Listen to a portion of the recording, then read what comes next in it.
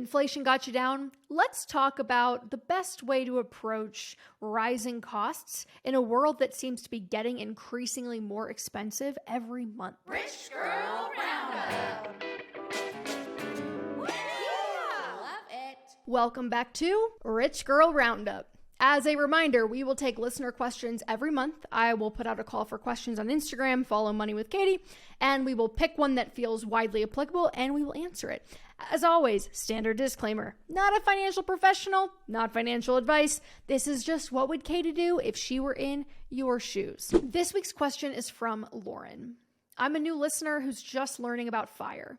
Rising inflation costs, especially around groceries and other necessities, feels like it holds a lot of people back from really being able to cut back on spending to reach FIRE.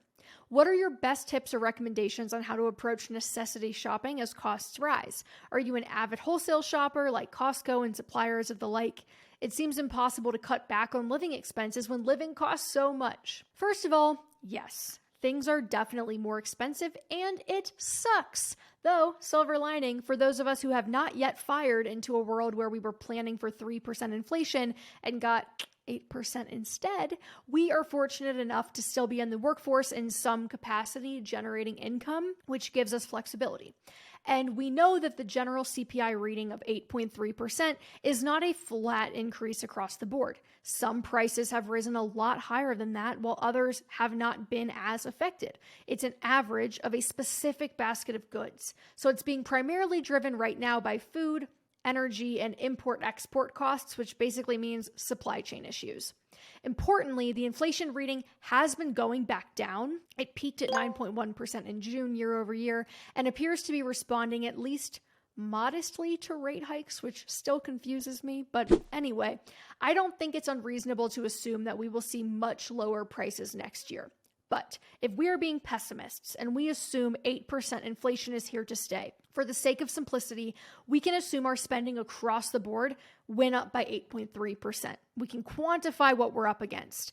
This means if we spent $5,000 last year, our same lifestyle this year would cost $5,415 to maintain the exact same purchase habits. Now, this doesn't feel good, of course, and I really commend your willingness to change your approach by shopping wholesale at places like Costco or buying different food. And if you feel compelled to give those things a try, absolutely go for it. I don't see why not.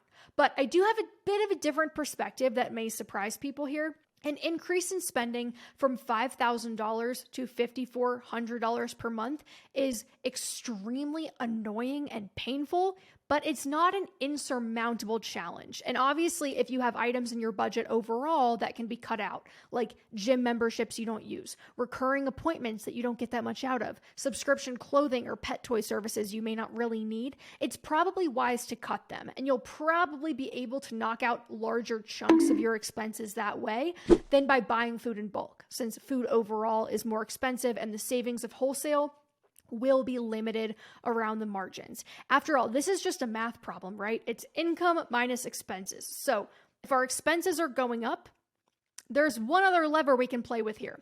And that's not to say you shouldn't cut costs. If you know deep down that there are areas where you could trim, do so. But the point is that trimming is limited in its utility because eventually there's not much else we can hack away before we've totally sucked the joy out of our lives. I actually think in this instance where inflation is high, but the labor market is still very strong, it might be productive to think about ways to increase income instead.